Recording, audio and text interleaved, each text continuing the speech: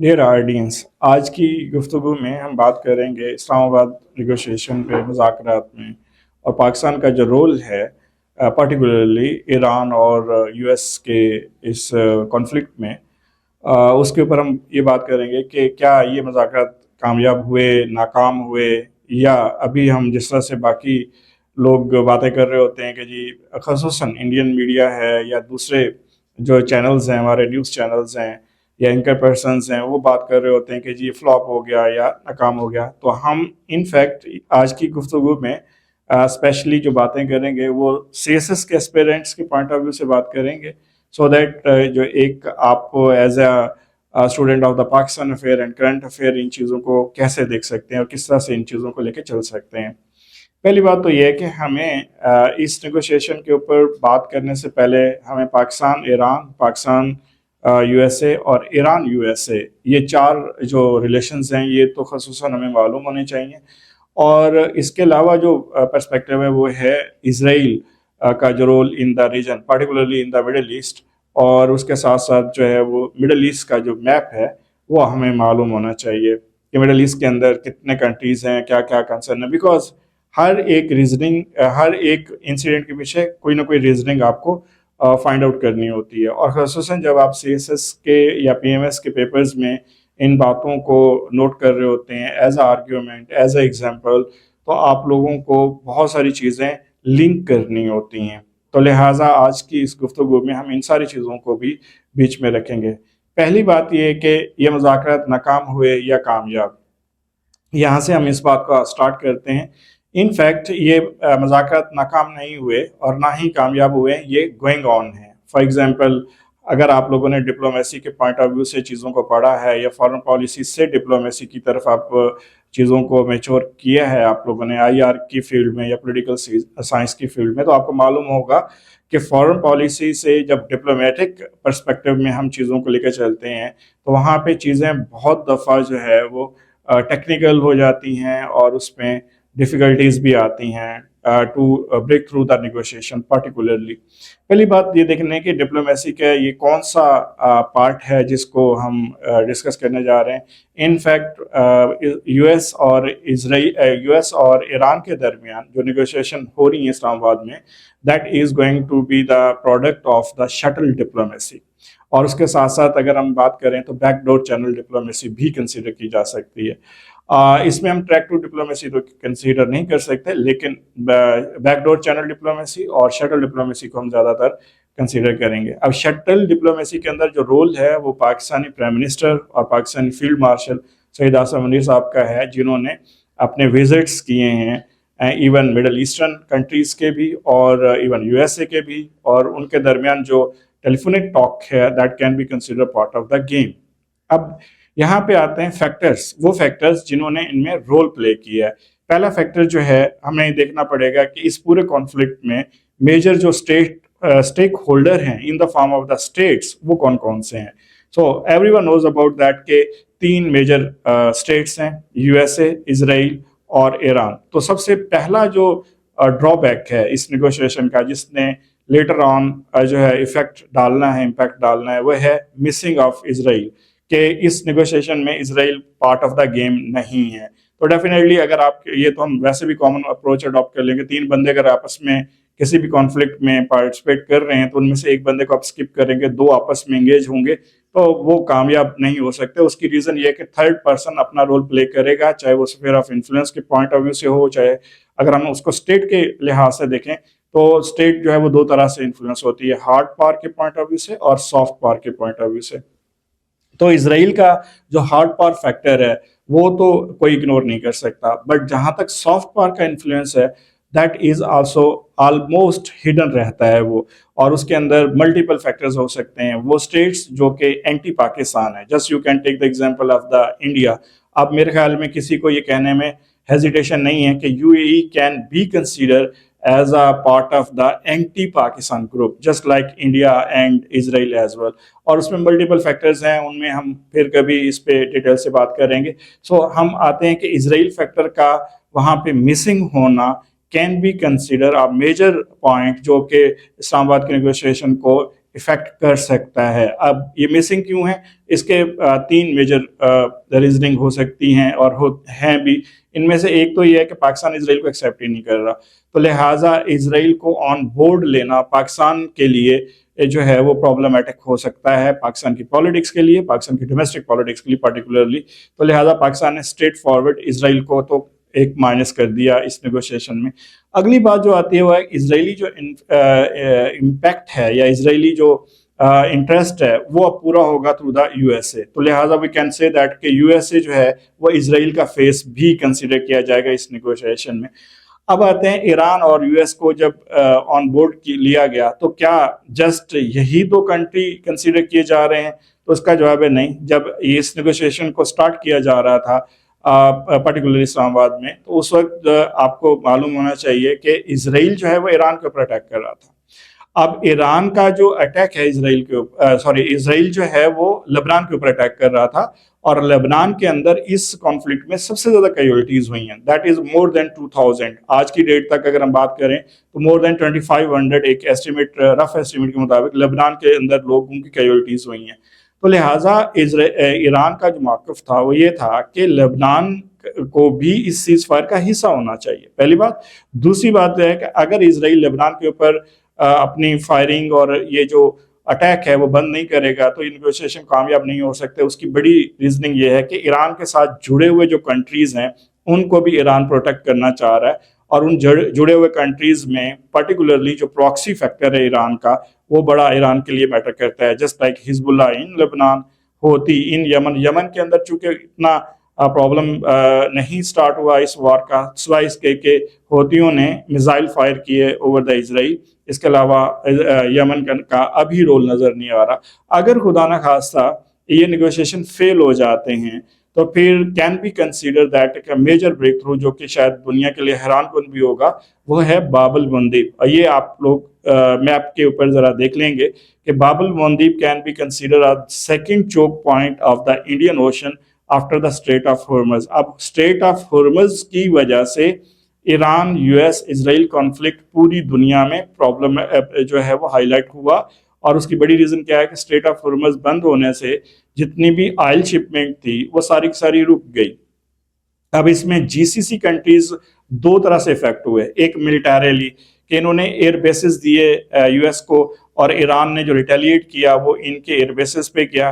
اب اپیرنٹلی ایران کا جو سٹانس ہے وہ بڑا انٹرسٹنگ ہے کامن مین کے لیے سمجھنے کے لیے بھی اور اس کو سننے کے لیے بھی، کہ جی ایران کہہ رہا ہے یہ تمام عرب کنٹریز ہمارے مسلم برادر کنٹریز ہیں، ان کے اوپر ہم نہیں چاہتے کہ ہم کسی طرح کا بھی اٹیک کریں. بٹ انہوں نے چونکہ یو ایس کو ایئر بیسز دی ہیں، ملٹری بیسز دی ہیں، اور یو ایس ہمارا ایک اینیمی کے طور پر اس جنگ میں سامنے آ رہا ہے، تو ہم تو یو ایس کے انٹرسٹ کو ہٹ کر رہے ہیں.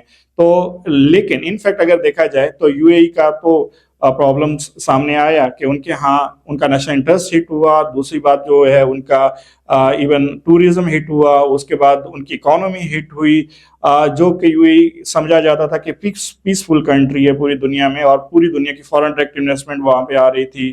اس کے ہاں ایون جو ٹریڈرز تھے وہ اپنا بزنس وہاں پہ اوپنلی سیکیور وے سے کر سکتے تھے. تو وہ آج وہاں پہ آپ میں نظر آتا ہے ایک بڑا کوشچن مارک یو اے ای کی گورنمنٹ کے لیے، ان انویسٹرز کے لیے، اور ایون یہاں تک کہ یو اے ای جو ایک پروف دے رہا تھا اس سینس میں.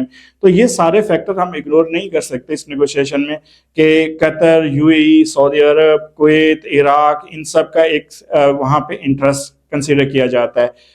اگر ہم اس سارے کو behind the curtain of the U S لے جائیں تو ہمیں یہ پتہ چلتا ہے کہ یو ایس کے بہاف پہ یہ سارے ملک جو ہے وہ افیکٹیز ہیں، اور ان کا انٹرسٹ بھی کہیں نہ کہیں ہمیں کھڑا ہوا نظر آتا ہے. اب اسرائیل کے بہاف پہ جو کنٹری افیکٹ ہوا وہ ہے Azerbaijan. It is an other interesting story. ہو سکتا ہے آپ میں سے بہت سارے لوگوں کو یہ معلوم نہ ہو کہ آذربائیجان کو اور جو ہے سب سے زیادہ سپورٹ اپنے کیکس ایریا کے اندر، کیکس ایریا ہم یا کیکس کنٹریز ان کو کہتے ہیں، جس میں یہ 3 کنٹریز ہیں، آذربائیجان، آرمینیا، اور تیسرا کنٹری جو ہے وہ ہمارے پاس جارجیا ہے. تو آذربائیجان اور آرمینیا کی جو وار ہوئی تھی ڈیورنگ دا کرونا، اگر آپ لوگ ریکال کریں تو اس میں تین میجر کنٹریز سے جو آذربائیجان کو سپورٹ کر رہے تھے. And it was interesting also for the people of the Pakistan as well کہ پاکستان، اسرائیل اور ٹرکی نے ان کو سپورٹ کیا تھا، اور پاکستان اور اسرائیل کا انٹرسٹ آپ کو آذربائیجان میں ایک ساتھ کھڑا ہوا ملا تھا. اگر آپ نے کبھی آذربائیجان کی ویڈیوز دیکھیں تو وہاں پہ پاکستان اور اسرائیل کا جھنڈا ایک ساتھ آذربائیجان کے لوگ جو ہے وہ لہراتے بھی ہیں اور باقاعدہ اس کو سیلیبریٹ بھی کرتے ہیں. تو ایران نے آذربائیجان کے اوپر اٹیک اس لیے کیا تھا کہ وہ اسرائیلی انٹرسٹ کیری کر رہے تھے، تو لہٰذا آذربائیجان اور یو ایس اور اسرائیل یہ تین کنٹری ایک ساتھ انگیج ہوئے. جی سی سی کنٹریز یو ایس اے کی وجہ سے پرابلمٹک ہوئے. اب لبنان جو ہے وہ ایران کی وجہ سے انگیج ہوا. تو ایران کا جو پراکسی فیکٹر ہے وہ لبنان اور یمن کے بہاف پہ ہم کنسیڈر کرتے ہیں اس وار کے اندر. اب آتے ہیں اس پوائنٹ کے اوپر جس کے بارے میں ہم بات آپ کو کرنا چاہ رہے تھے کہ یو ایس اے اور ایران کے درمیان جو نیگوشیشن بظاہر ہو رہی ہیں اسلام آباد کے اندر، اور پاکستان میڈیٹر رول پلے کر رہا ہے اور پوری دنیا اس کو دیکھ رہی ہے. پوری دنیا میں آلموسٹ اگر ہم بات کریں ڈائریکٹ اور انڈائریکٹ جو کنٹریز ہیں وہ 18 سے کنٹریز بنتے ہیں جو ان کے ساتھ ڈائریکٹلی اور انڈائریکٹلی افیکٹڈ ہیں، اور باقی ایشین، افریقن اور یورپین کنٹریز جو ہیں وہ انرجی ریسورسز کے بہاف پہ پرابلمٹک ہے. آپ لوگ آئے روز ٹرمپ صاحب کی جو ہے یہ اپروچ بھی دیکھتے ہوں گے جس میں وہ کہہ رہے ہیں کہ جی اگر آپ کو آئل چاہیے، جس کو آئل چاہیے وہ اسٹریٹ آف ہارمز جا کے خود ہی کھلوا لے. کبھی وہ کہتا ہے جی ہم بند کر رہے ہیں، کبھی کہہ رہے ہیں جی ایران جانے اور یہ لوگ جانے کیونکہ ہمارے ساتھ یہ لوگ آ نہیں رہے آن بورڈ وار کے اوپر. تو اسرائیل کا جو میجر انٹرسٹ تھا وہ تو یہی تھا کہ اگر یو ایس اے کے ایئر بیسز اور ملٹری بیسز ہٹ ہوتے ہیں بائی دا ایران تو automatically middle eastern countries react کریں گے ٹورڈز دا ایران، اور ایران اکیلا ہو کے یہ بالکل 1990s کی مڈل ایسٹرن وار جیسے عراق اور کویت کے درمیان ہوئی تھی، اور کویت کا ساتھ پوری دنیا نے دیا تھا اور عراقی فوج کو جو ہے وہاں سے وڈرا کروایا تھا، بالکل سیم اپروچ جو ہے نا اسرائیل اور یو ایس اے نے ایکسپیکٹڈ کی تھی. But what is the reasoning why the Middle Eastern countries could not participate in this war? Because ان کا نقصان اس سے کہیں زیادہ ہونا تھا. ابھی تو صرف بیسس کی حد تک بات ہے، ابھی تک تو امریکن انٹرسٹ اور پریزنس کی بات ہے وہاں پہ. پھر اگر یہ اوپن وار سٹارٹ ہو جاتی ہے تو ان کا انٹرسٹ زیادہ ہٹ ہونا تھا. اب پاکستان کو یہاں پہ میجر رول کیوں پلے کرنا پڑ رہا ہے؟ بیکاز پاکستان ان تمام کنٹریز کے بعد سب سے بڑا میجر اسٹیک ہولڈر ہے. ہمارا ایک تو کنسرن یہ ہے کہ ایران کے ساتھ جب بھی آپ یو ایس کی فارن پالیسی کو اسٹڈی کرتے ہیں یا وہ ہمیں انگیج کرتے ہیں اپنی فارن پالیسی کے پوائنٹ آف ویو سے، تو وہ ہمیں ساؤتھ ایشیا کا حصہ نہیں سمجھتے. Pakistan is always considered as a part of the Middle East by the U S A foreign policy. اور اس کے ساتھ جو دوسرا فیکٹر آتا ہے کہ ہمارا 900 کلومیٹر بارڈر شیئر ہوتا ہے ایران کے ساتھ. اگر آپ میپ کے اوپر ذرا دیکھیں تو Gulf of Oman is going to be shared by 3 major countries, Oman, Iran and Pakistan. اور پاکستان کی جو گوادر پورٹ ہے، ایران کی جو چابہار پورٹ ہے، یہ گلف آف عمان میں انگیج رہتی ہے ایک ساتھ انٹرسٹ کی بیس پہ. اب ایران کے ساتھ ہمارے بہت سارے کامن فیکٹرز ہیں، ایون فیکٹرز جو کہ لیڈ کرتے ہیں فرینڈ شپ کے پوائنٹ آف ویو سے، ایسے فیکٹرز جو کہ کانفلکٹ آف انٹرسٹ کے پوائنٹ آف ویو سے بھی لیڈ کرتے ہیں. ابھی تک انڈیا نے جو انٹرسٹ شو کیا تھا ایران کے ساتھ مل کے، that was the base over those factors جو کہ ایران اور پاکستان کے درمیان conflict of interest پیدا کر رہے تھے.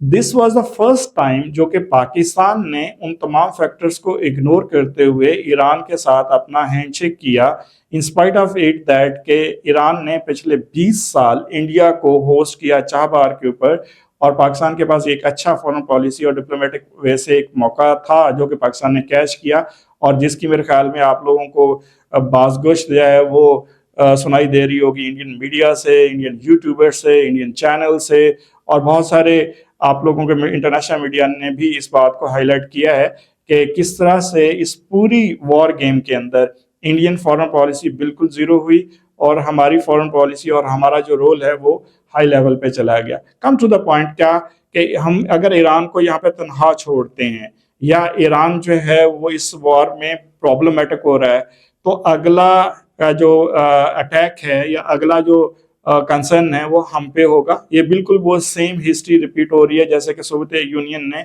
अफगानिस्तान के ऊपर अटैक किया था, और उस वक्त की गवर्नमेंट और हमारी लॉ इन्फोर्समेंट एजेंसीज और हमारी इंटेलिजेंस एजेंसीज और हमारी मिलिट्री एस्टेब्लिशमेंट ने ये समझा था कि after Afghanistan Pakistan will be the next one.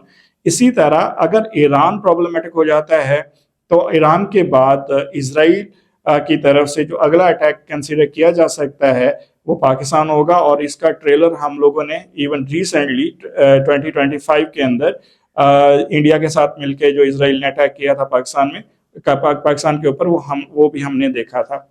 अब यहाँ पे जो फैक्टर्स आए जो इन्वॉल्व हैं नेगोशिएशन के अंदर, वो मैंने आपको बताया, जीसीसी कंट्रीज हैं, इजरायली फैक्टर है, यूएस कंसर्न है, और ईरान के प्रॉक्सी फैक्टर्स आ जाते हैं। अब ईरान चाह रहा है कि वो अपने प्रॉक्सी फैक्टर्स को सेफ रखे, सो दैट ये ना लगे उनको कि ईरान ने सीरिया की तरह इजिप्ट की तरह खुद इसराइल के साथ या यूएसए के साथ हैंडशेक कर लिया और बाकी तमाम कंट्रीज को उसने छोड़ दिया।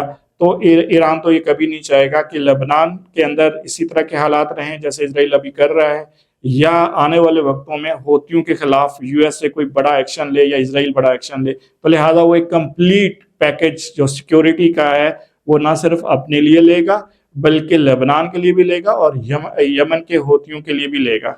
अब उससे जो अगला क्वेश्चंस हम यहाँ पे सॉर्ट आउट करेंगे कि क्या ये मुज़ाकरात नाकाम हुए। इन मुज़ाकरात के अंदर चूंकि जो एक स्फीयर ऑफ इन्फ्लुएंस है इनका वो बहुत वाइड था, तो उसको सम अप करते करते भी काफ़ी जो है तरद्दुद करना पड़ता है डिप्लोमेटिक वे से। तो अभी रिसेंटली अभी आप विजिट्स भी देखेंगे पाकिस्तानी प्राइम मिनिस्टर के, पाकिस्तानी फील्ड मार्शल साहब के भी, वो जीसीसी कंट्रीज के भी विजिट करेंगे और हो सकता है उनको अमेरिका के विजिट भी करने पड़े।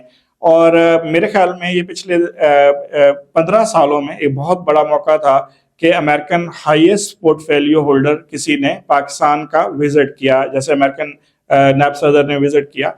अब इस सारी सूरत हाल को जब हम देखते हैं तो ये शटलिंग डिप्लोमेसी है, और उसके बाद हम जो कंसीडर कर रहे हैं second diplomacy, that is the backdoor channel diplomacy, that is going on. Shuttling diplomacy Pakistan करेगा, बैकडोर चैनल डिप्लोमेसी जो है वो ईरान और यूएसए करेंगे, और उनके डिप्लोमेटिक जो इंगेजमेंट है वो पाकिस्तान होस्ट करेगा। और इसका अगला दौर बहुत जल्द शुरू होगा, वो कहीं भी हो सकता है, वो पाकिस्तान में भी हो सकता है, पाकिस्तान से बाहर भी हो सकता है, लेकिन कोशिश यही होगी जितना प्रोटोकॉल पाकिस्तान ने दिया है ईरानी डेलीगेशंस को, उस हिसाब से ईरान के जो लोग हैं वो ये चाहेंगे, या ईरान के जो ऑफिशियल्स हैं वो चाहेंगे कि ये सेकंड जो कंसर्न पीरियड है नेगोशिएशन का वो पाकिस्तान में ही हो। और उसकी मल्टीपल रीज़न में से एक बड़ी रीज़न ये भी है कि इसी तरह की नेगोशिएशन इराक के अंदर चल रही थी जब जनरल सलमान कासमी को मारा गया था, और उस वक्त भी नेगोशिएशन ऑफिशियल्स के तौर पर जनरल सलमान कासमी इराक के अंदर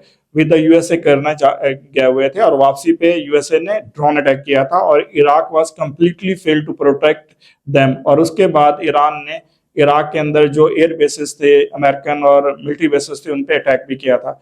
बट दिस टाइम पाकिस्तान की एस्टेब्लिशमेंट ने और पाकिस्तान की जो ब्यूरोक्रेसी और गवर्नमेंट ने जिस तरह से प्रोटेक्ट किया ईरानी डेलीगेशंस को, दैट इज एक्सीलेंट। और इसमें डेफिनेटली इंडियन फैक्टर्स को भी देखा गया, इजरायली फैक्टर को भी देखा गया, बिकॉज जो कंस्पायरेसी थीरीज हैं वो हमेशा ऑन बोर्ड रहती हैं, उन सबको मद्देनजर रखते हुए जिस तरह से उन्होंने इन चीज़ों को टैकल किया। अब आते हैं कि जनाब ये शटलिंग डिप्लोमेसी को थोड़ा सा आपको स्टडी करना पड़ेगा। वाई? बिकॉज अगर इस टॉपिक के ऊपर आने वाला जो पीएमएस का एग्जाम है पंजाब के अंदर पर्टिकुलरली, और इवन जो सीएसएस का 2027 का, उसमें भी क्वेश्चन आ सकता है। तो इसके लिए आपको क्या चीज़ें करनी है? पहले तो पाकिस्तान ईरान रिलेशन देखने हैं, फिर इसराइल ईरान रिलेशन देखने हैं, फिर यूएसए ईरान रिलेशन देखने हैं, फिर पाकिस्तान यूएस रिलेशन देखने हैं। उसके बाद आपको ये भी पता होना चाहिए कि पाकिस्तान इससे पहले मीडिएटर का रोल भी कर चुका है और उसकी हमने बहुत भारी कीमत भी चुकाई है, और ये था 1969 और 1970 के अंदर, खासतौर जब चाइना और यूएसए को हमने एक साथ बिठाया था। और उस वक्त भी बैकडोर चैनल डिप्लोमेसी चली थी और शटलिंग डिप्लोमेसी भी साथ साथ एंगेज की गई थी बाय द हेनरी किसिंजर। दिन के उजाले में हेनरी किसिंजर साहब जो है वो इस्लामाबाद आते थे और रात के अंधेरे में हम उन्हें एक्सपोर्ट कर देते थे चाइना में, اور وہاں پہ بیک ڈور چینل ڈپلومیسی جو ہے وہ چلتی تھی. اب ٹریک ٹو ڈپلومیسی بھی وہاں پہ کسی حد تک دیکھنے کو ملی تھی, اور اچانک دنیا میں خبر سامنے آ گئی کہ یو ایس اور چائنا نے اپنے جو کانفلکٹس ہیں وہ اپنے ریزالو کرنا شروع کر دیے ہیں. سیم اسی طرح پاکستان جو ہے وہ ہر ممکن کوشش کرے گا اپنا سافٹ امیج جو ہے بڑھانے کے لیے, اور یہ بھی یاد رکھیے گا سافٹ امیج انہی کنٹریز کا بڑھتا ہے جب وہ ڈیرنگ سٹیپس اٹھاتے ہیں, اور پاکستان کا جو پہلا ڈیرنگ سٹیپ تھا اس ریجنل پالیٹکس میں اپنے آپ کو ان کرنے کا, وہ تھا ہمارا انڈیا کے ساتھ جو ایئر کمبیٹ ہوا تھا 2025 کے اندر مئی میں, جہاں پہ ہم الیکٹرو میگنیٹک اسپیکٹرم وارفیئر کے تھرو انڈیا کو کمپلیٹلی جو ہے وہ شٹ اپ کال دی, اور ان کو ایک قسم کا ان کی ایئر فورس کو شٹ ڈاؤن کر کے رکھ دیا, اور وہاں پہ پوری دنیا کو ماننا پڑا کہ اوکے پاکستان ایک ہارڈ پاور کے پوائنٹ آف ویو سے ایک ایمرجنگ فورس کے طور پر سامنے کھڑا ہے.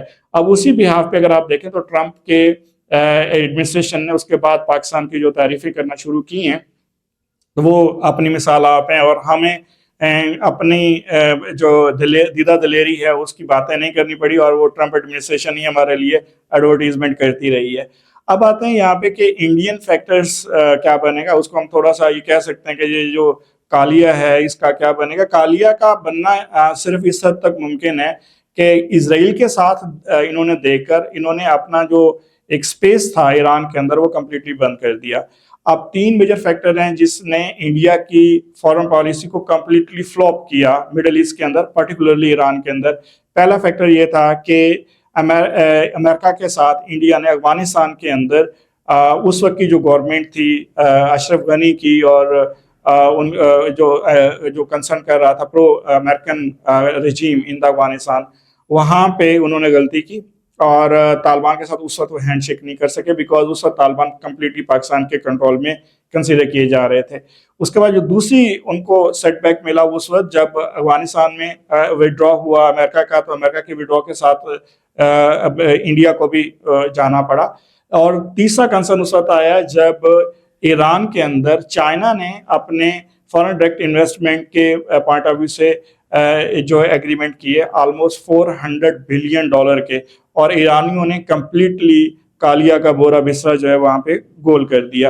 اور تیسرا فیکٹر وہ تھا کہ جب کالیا نے اسرائیل کے ساتھ مل کے اپنا ایران کے اگینسٹ گئے, اور یہ میرے خیال میں جتنے بھی آپ انڈین اسکالرس کو سنیں گے وہ بھی اس بات پہ رو رہے ہوتے ہیں, بیچارے ماتم کر رہے ہوتے ہیں کہ یہ مودی سرکار نے کس طرح کی فارن پالیسی کی. اور جے شنکر حالانکہ میری نظر میں بہت ایکسپرٹ کنسیڈر کیا جا سکتا ہے اور ریٹائرڈ بیوروکریٹ ہے, فارن پالیسی سے تعلق رکھتا ہے, لیکن اس کے باوجود انہوں نے کس طرح سے اپنی فارن پالیسی کو ڈیزائن کیا, that was a completely out of question.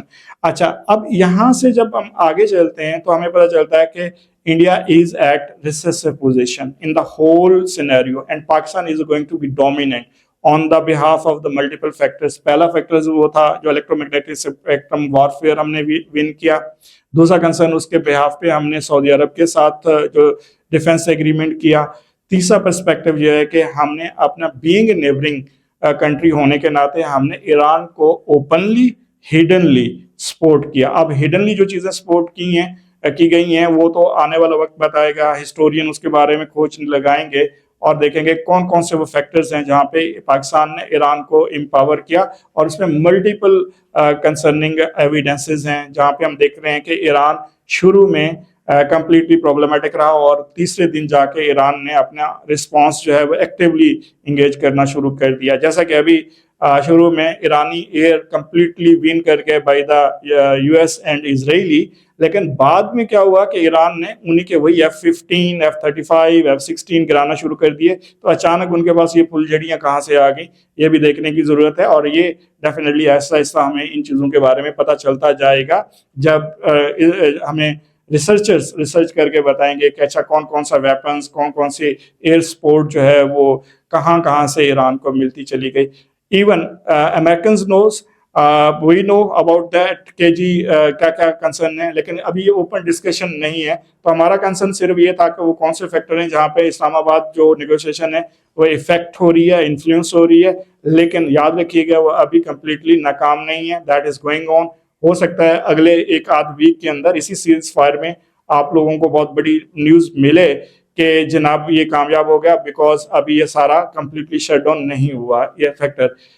Back door channel diplomacy ہمیشہ چلتی رہتی ہے، بیکاز نیگوشیشن اگر فلاپ ہو جاتی ہیں تو پھر وار آتی ہے، اور اس خطے کی جو وار ہے وہ صرف پھر GCC کنٹریز یا پرشین گلف تک نہیں محدود رہے گی، وہ پوری دنیا کی اکانومی کو لے کے ڈوبے گی. اور اس میں آلریڈی ہمارے اکنامک فیکٹرز بہت بڑے انوالو ہیں، جس کے اندر یورپین کنسرن ہے ڈیو ٹو دا رشین اور یوکرین وار، وہ بھی اس کے ساتھ لنک کرے گی. ایشیا، پاکستان تو ہم تو کر ہی رہے ہیں کہ آئے روز 5 دنوں کے بعد ہمارے پرائم منسٹر صاحب کبھی 100 روپے اوپر کر لیتے ہیں، 150 نیچے کر لیتے ہیں، یا 300 اوپر کر لیتے ہیں، 40 روپے نیچے کر کے ہمیں خوشخبری سنا دیتے ہیں. تو یہ سارا امپیکٹ، ابھی یہ جو آئل کا کرائسس ہے اس کا امپیکٹ انفلیشن کی صورت میں ہمارے پاس نہیں آیا. ہم صرف ابھی پیٹرول اور ڈیزل کی ریٹس کو دیکھ رہے ہیں. ان کا کنسرن ہمیں اگلے 3 مہینوں میں ملے گا، جب ہماری ہر چیز جو ہے اس انفلیشن کی ضد میں آئے گی، جو 30 to 40% انکریز کر جائے گی، اور that will not be bearable for us. تو due to this reason Pakistan کیوں اس کے میڈیٹر رول پلے کر رہا ہے، اس میں ایک فیکٹر تو ہے کہ پاکستان مڈل ایسٹ کا ایک باقاعدہ پارٹ بن چکا ہے. دوسرا ہماری نیبرنگ پرسپیکٹو ہے. تیسرا اب ہمارا جو ریجنل انفلوئنس ہے، جو باڈی اسٹریچر ہے ہمارا، جو قد ہے ہمارا، وہ بہت بڑھ چکا ہے، اور اس کو کیچ کرنے کا یہی ٹھیک موقع ہے کہ ہم اپنا افیکٹولی رول پلے کریں. کہیں ہم ایگریسولی آپ کو نظر آئیں گے، پاکستان کہیں نظر آئے گا، اور کہیں جو ہے وہ بہت میڈیٹنگ اپروچ کے ساتھ ہم کنٹریز کو اپنے ساتھ لے کے چلیں گے.